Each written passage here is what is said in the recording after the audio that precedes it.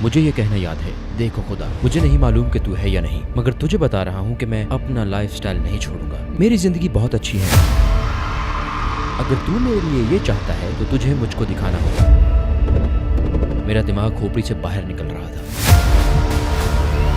میرے سر کا پچھلا پورا حصہ کھل گیا ہے۔ یہ بالکل ناقابل یقین ہے۔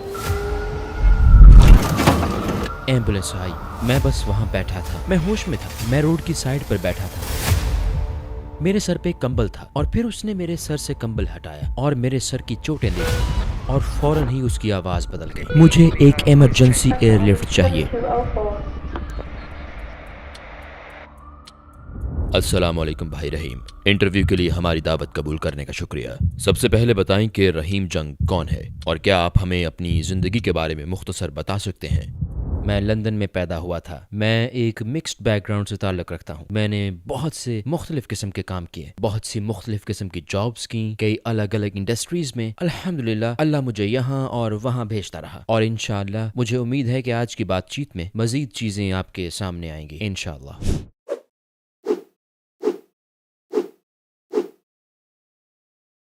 پہلے آپ کی زندگی کیسی تھی؟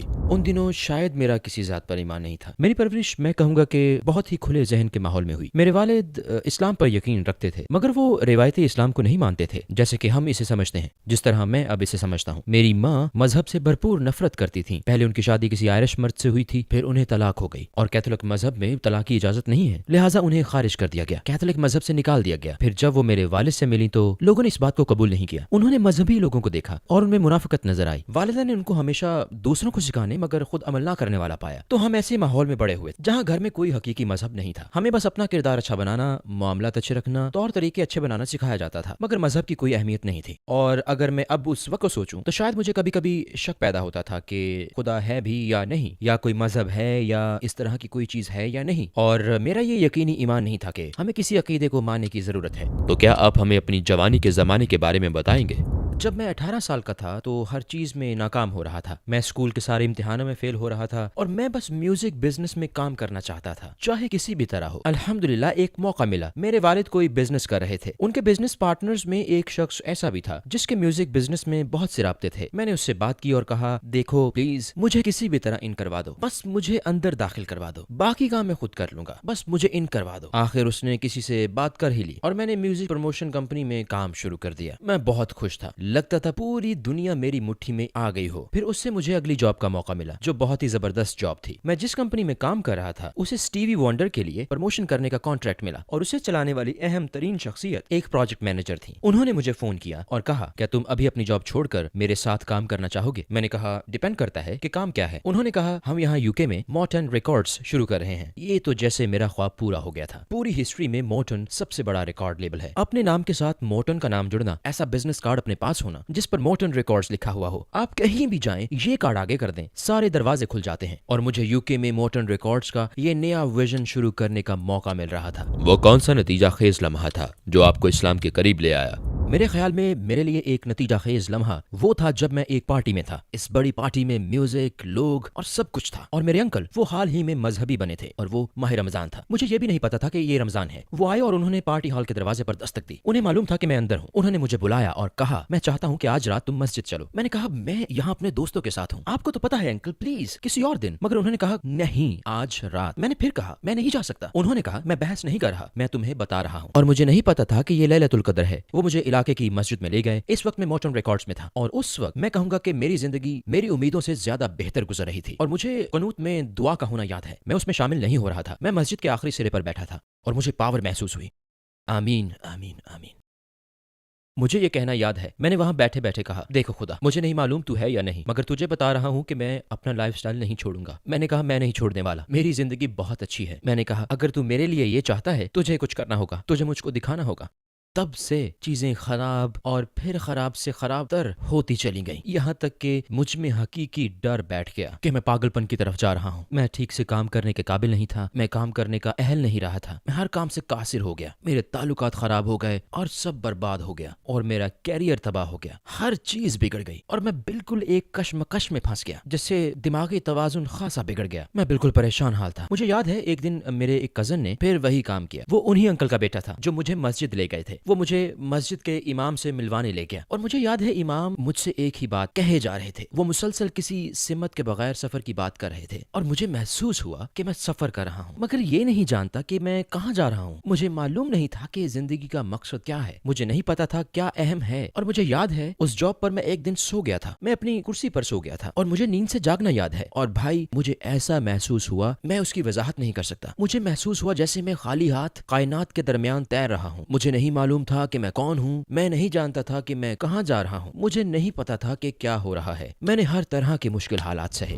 وہ کون سی چیزیں تھیں جنہوں نے آپ کو اسلام کے بارے میں سب سے زیادہ متاثر کیا؟ شروع میں دو چیزوں نے مجھے سب سے زیادہ متاثر کیا۔ نمبر ایک، جب میں نے ان لوگوں کو دیکھا، اور میں اپنے ہی خاندان کے ان لوگوں کو جانتا تھا، دور کے رشتہ دار جو عملی مسلمان نہیں تھے، ان میں سے کوئی عملی مسلمان نہیں تھا، ہم میں سے کوئی بھی بڑے خاندان میں نہیں پلا بڑا تھا، لیکن جب میں ان لوگوں کو دیکھتا تھا جنہوں نے اسلام پر عمل شروع کیا تھا، تو مجھے ہمیشہ ان میں اطمینان، ایک سکون نظر آتا تھا جو دوسروں میں نہیں ہوتا تھا، اور اس چیز نے مجھ پر بہت اثر ڈالا، خصوصاً جب میں اپنے کزن کے پاس جاتا تھا۔ وہ شادی شدہ اور ایک بچے کا باپ تھا، اس کے پاس پیسے نہیں ہوتے تھے، پھر بھی وہ مجھ سے زیادہ خوش تھا، اور میں میوزک بزنس میں کام کر رہا تھا، خوب روپے پیسے اور سیلیبریٹیز کے ساتھ، مگر پھر بھی وہ مجھ سے زیادہ خوش تھا۔ آخر کیسے؟ نمبر دو، جب وہ مجھ سے بات کرتا، میں اسے کہتا ہاں مگر اس کے بارے میں کیا خیال ہے، یہ بات سمجھ سے باہر ہے، خدا یہ کیسے کر سکتا ہے، اور خدا نے یہ کیوں کیا، اور ایک پیغمبر کیوں؟ میں اسے پوچھتا تھا کیونکہ میں یہ نہیں چاہتا تھا، میں ایمان لانا نہیں چاہتا تھا۔ اس کے جوابات ہمیشہ یہ ہوتے تھے، اللہ تعالیٰ قرآن میں یہ فرماتا ہے، پیغمبر محمد صلی اللہ علیہ وسلم نے فرمایا، وہ میرے ساتھ کبھی بھی ایک دفعہ بھی اپنی عقل، اپنی دلیل سے بحث نہیں کرتا تھا، اور وہ ہمیشہ صحیح جواب ہوتا تھا، اور میں سوچتا تھا اس کے پاس ہمیشہ صحیح جواب کیسے ہوتا ہے، اور میں سوچتا تھا کہ یہ حیرت انگیز بات ہے۔ دراصل وہ اپنی بات نہیں کرتا تھا، وہ تو بس مجھے قرآن اور سنت بتا دیتا تھا۔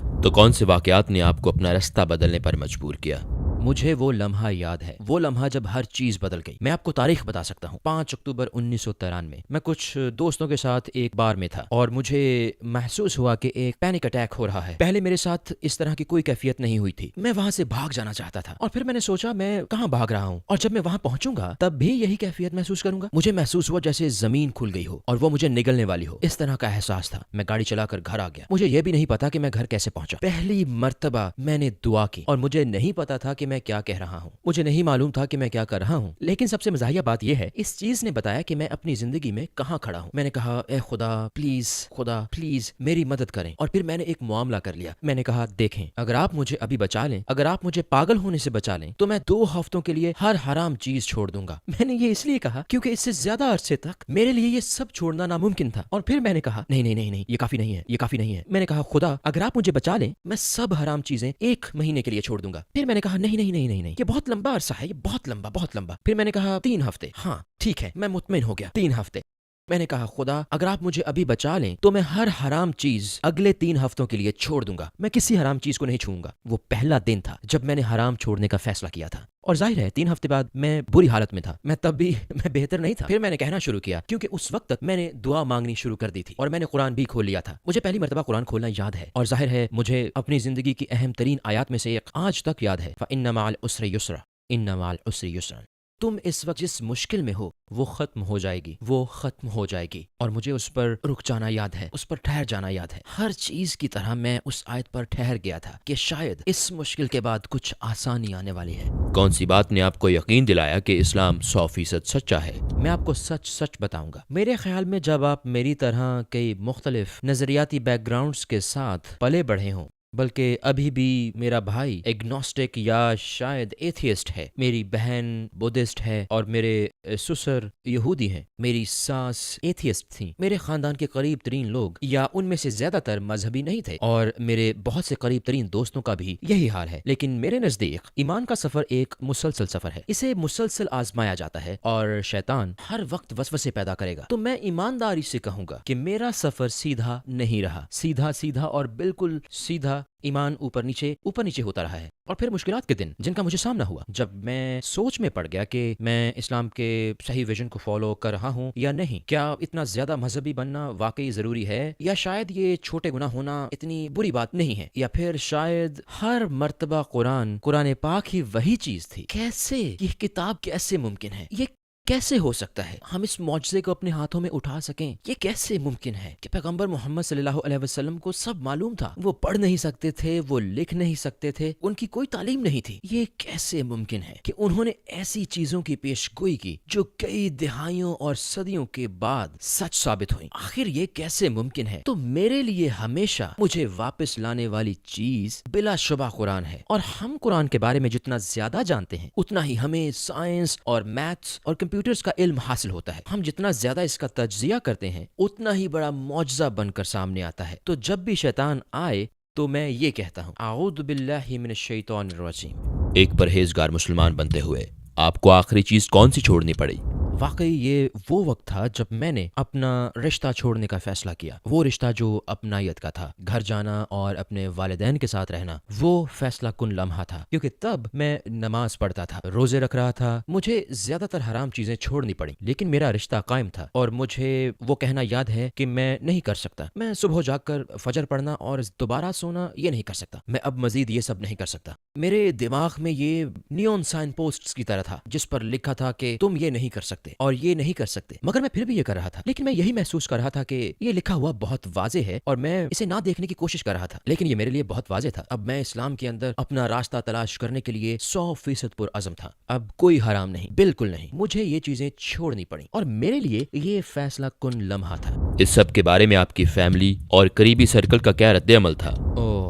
میرے والد کو پریشانی ہو گئی تھی، وہ اسلام کے بارے میں فکر مند نہیں تھے، مگر انہیں یہ فکر ہو گئی تھی کہ میں انتہا پسند بن رہا ہوں۔ میری والدہ کے لیے یہ بہت ہی بڑی بات تھی، بہت زیادہ بڑی بات، اور اس نے کئی سالوں تک ہمارے تعلق کو متاثر کیا۔ میری والدہ کو واقعی صدمہ پہنچا تھا، انہیں مذہبی لوگوں سے ملے تجربے سے صدمہ ہوا تھا، خواہ وہ مسلمان ہوں، عیسائی ہوں یا کچھ اور، انہیں مذہبی افراد سے دھچکا پہنچا تھا، اور جب وہ مسلمانوں سے ملتی تھیں تو اکثر ان کا رویہ ان کے ساتھ کافی جارحانہ ہوتا تھا، اور وہ بہت اپسیٹ ہو گئی تھیں، وہ مجھ پر چیختی تھیں، وہ مجھے کہتی تھی کہ میں پاگل ہو گیا ہوں، کہ میں اپنی زندگی کے کمزور دور سے گزر رہا ہوں اور لوگ مجھ سے فائدہ اٹھا رہے ہیں، اور جب وہ مجھے نماز پڑھتا دیکھتی تو ہمیشہ اپسیٹ ہو جاتی تھیں، یہاں تک کہ اگر وہ مجھے کسی کو السلام علیکم کہتا سن لیتی تو کہتی خدایا تم احمق ہو گئے ہو۔ وہ لمبے عرصے تک بہت اپسیٹ رہیں۔ تو آپ کا اپنی والدہ کے ساتھ رشتہ کیسا رہا؟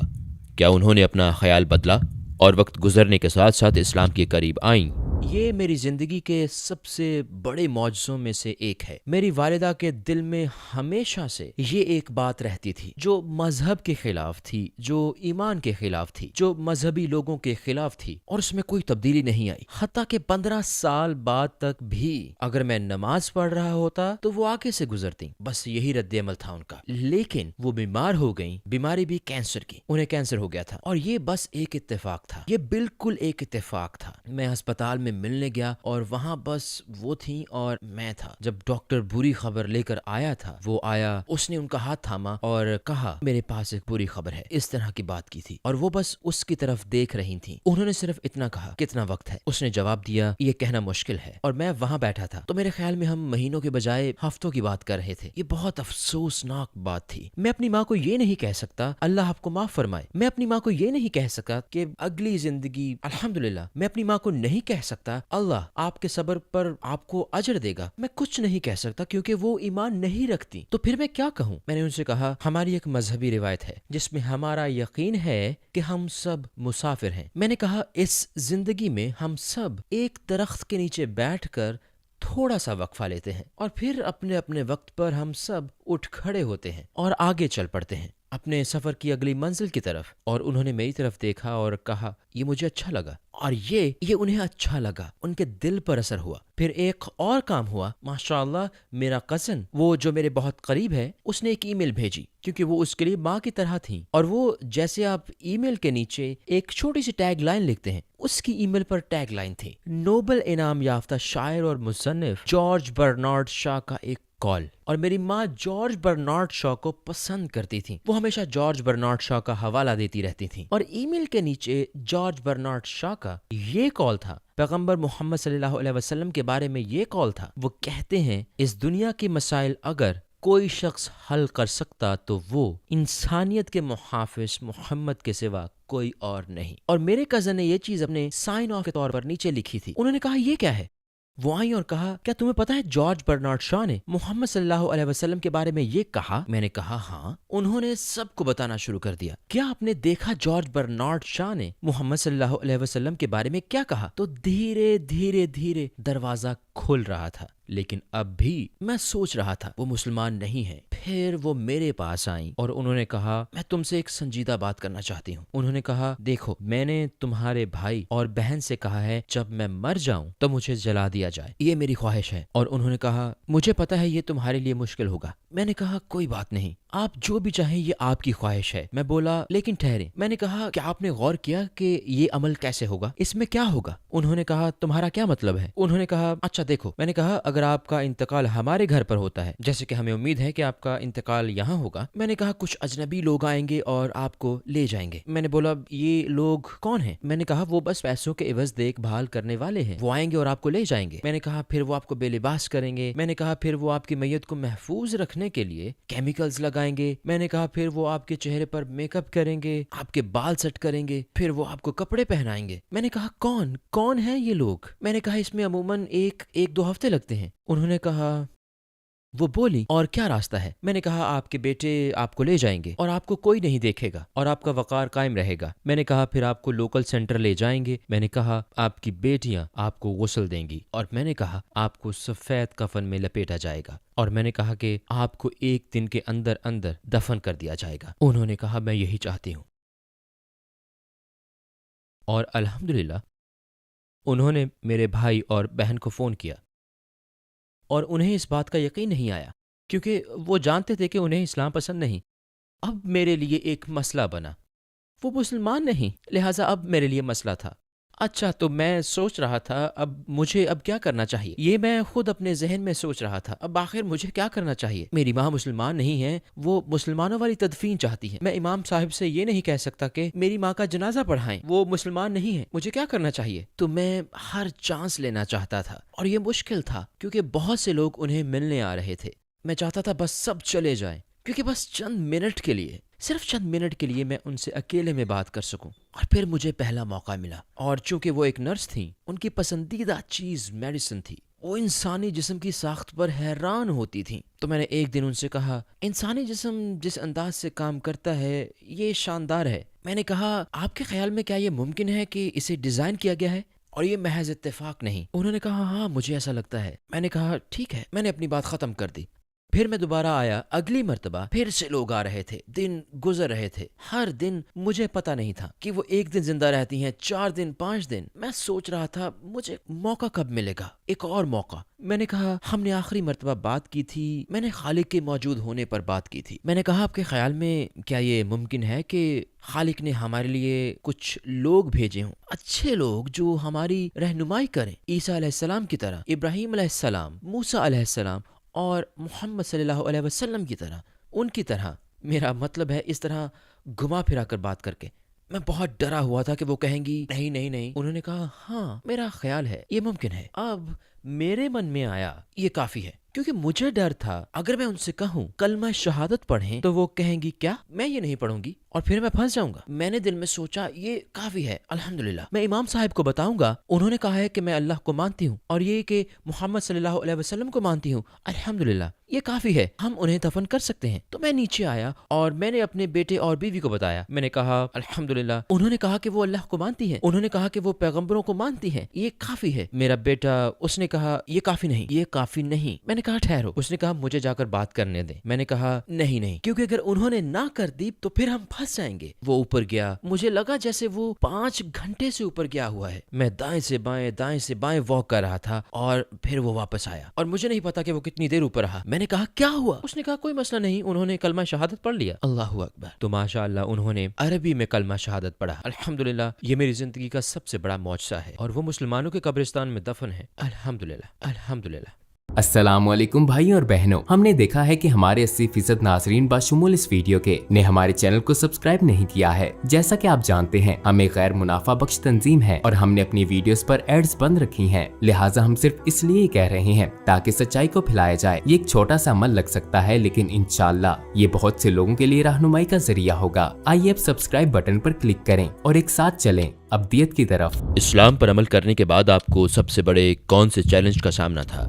मेरे लिए सबसे बड़ा मसला था कि मुझे पता था कि म्यूजिक बिजनेस में वापस नहीं जा सकता। वो मेरा ख्वाब था, वो मेरी जिंदगी था, मेरा कैरियर था। मुझे बस इतना पता था, मैंने कोई और काम नहीं किया था, मैंने कोई और जॉब नहीं की थी। मैंने दूसरी नौकरियां की, जैसे डिलीवरी और पिज्जा। मैं पिज्जा डिलीवरी करता था और मैंने टैक्सी चलाई और ये सब किया, लेकिन मेरा बाकायदा कैरियर सिर्फ म्यूजिक था। तब मुझे पता था मैं इस इंडस्ट्री में वापस नहीं जा सकता, क्योंकि ये मेरा ज्यादातर काम नाइट क्लबों में होता था। मैं वहां वापस जाने से डरता था, क्योंकि मेरे लिए या ये था या वो था, और अगर मैं वापस वहां जाता तो मेरा इस्लाम खत्म। मैं ये जानता था, और मेरे लिए ये सबसे मुश्किल चीज थी। मुझे दोबारा शुरुआत करनी थी, बगैर किसी तालीम के, बगैर तजुर्बे के। मुझे नया कैरियर तलाश करना था, नए रास्ते पर बढ़ना था। ये मुश्किल काफी अरसा बरकरार रही। मुझे नहीं पता था मुझे क्या करना है। इस्लाम से पहले आपकी जिंदगी का मकसद क्या था और इस्लाम के बाद क्या है? इस्लाम से पहले जिंदगी का मकसद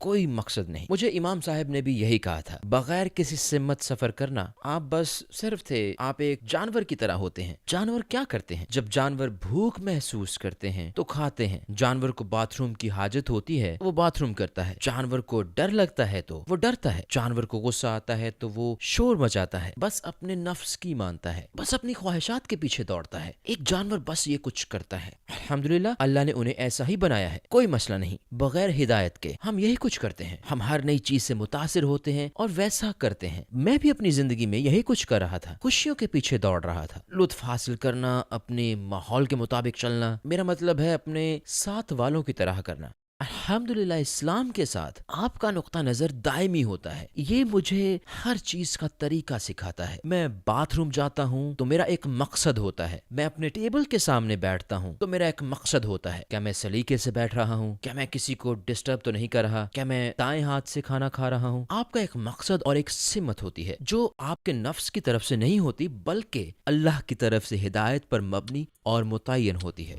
क्या आपने कोई गैर मामूली वाक़या नोट किया जहां आपने महसूस किया हो कि अल्लाह ताला से आपका खास ताल्लुक है, खास तौर पर उसकी तरफ से तहफ़्फ़ुज़ के हवाले से?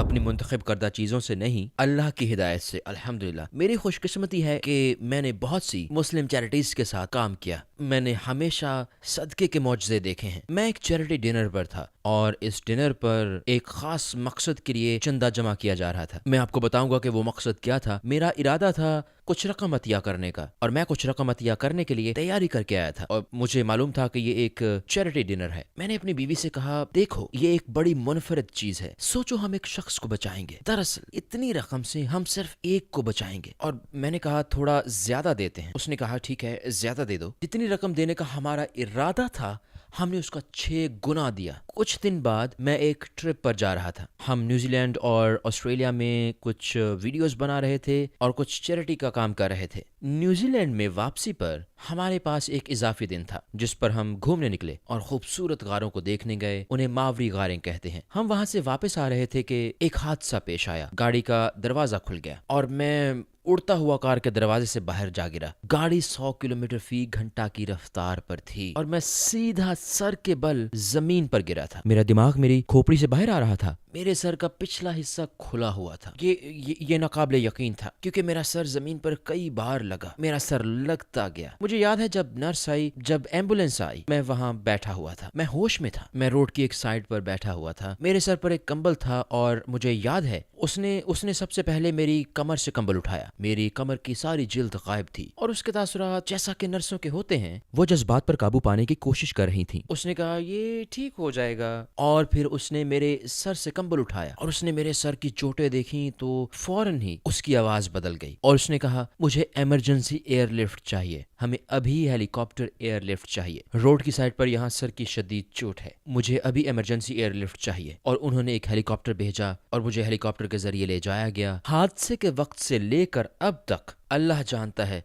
मैं पुरसकून था। मेरा दिल मुतमईन था, मुझे जो भी डॉक्टर मिला उसने मुझे यही कहा। उन्होंने कहा तुम मौजज़ाती तौर पर बचे हो। जब मैं अस्पताल में था तो वो मेरे दिमाग को होने वाले नुकसान का अंदाजा लगा रहे थे। उन्होंने कहा दिमाग को किसी किस्म का नुकसान नहीं पहुंचा, और मन ही मन में मुझे 100% पता था कि वो मौजज़ा क्या था, क्योंकि वो फंड रेजिंग वाला डिनर जो मेरे न्यूजीलैंड और ऑस्ट्रेलिया के निकलने से कुछ दिन पहले की बात है, वो गजा के लोगों के लिए था। ये 2014 की बात है, और अगर आपको 2014 में गजा पर हमला याद है, ये डिनर ब्रेन प्रेशर सेंसर के लिए था। जब गजा के लोगों को ब्रेन इंजरीज होती थी तो ये फंड उनके दिमाग के नुकसानात से बचाने के लिए था। अतियात उन्हीं के लिए जमा किए जा रहे थे, ये उनके तहफ़्फ़ुज़ के लिए थे। और मैंने अपनी बीवी से कहा था, जरा सोचो, हम एक आदमी को ब्रेन के नुकसान से बचाते हैं। मैं जानता था, मैं 100% जानता था कि मेरे अतिये ने मुझे बचा लिया। अल्हम्दुलिल्लाह, वो मेरा सदका था। पैगंबर सल्लल्लाहु अलैहि वसल्लम की कौन सी आदत हुस्ना ने आपको सबसे ज्यादा मुतासिर किया? दरअसल दो बातों ने। वो एक पैगंबर और एक बादशाह भी हो सकते थे, उन्हें इसका इख्तियार हासिल था। वो हजरत दाऊद अलैहिस्सलाम और हजरत सुलेमान अलैहिस्सलाम की तरह रह सकते थे। वो बादशाह बनकर महलों में रह सकते थे और दुनिया की सारी दौलत पा सकते थे, और फिर भी वो अल्लाह के हबीब ही रहते। ये उनकी जाती पसंद थी कि उन्हें इस दुनिया से कतन कोई लगाव नहीं था।